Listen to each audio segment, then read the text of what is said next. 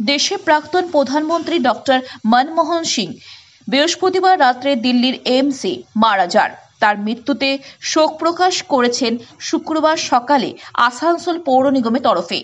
এদিন ডক্টর মনমোহন সিংয়ের ছবিতে ফুল দিয়ে শ্রদ্ধা জানান আসানসোল পৌর নিগমের mayor Bidhan Upadhyay, chairman Amarnath Chattopadhyay, deputy mayor Wasimul Haque, commissioner Raju Mishra, mayor পরিষদ গুরুদাস উর্ফে রকেট চট্টোপাধ্যায়, OS বীরেন অধিকারী সহ অন্যান্যরা।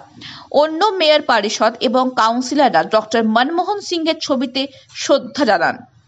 এই প্রসঙ্গে মেয়র পরিষদ গুরুদাস উর্ফে রকেট চট্টোপাধ্যায় বলেন, বৃহস্পতিবার রাত্রে ভারতের ইতিহাসে অন্যতম সেরা ব্যক্তিত্ব অর্থনীতিবিদ প্রাক্তন প্রধানমন্ত্রী ডক্টর মনমোহন সিং মারা গেছেন। তার প্রজ্ঞা ও কাজ আমাদের জন্য অনুপ্রেরণা। ভারতের রাজনীতির জন্য অত্যন্ত দুঃখের দিন।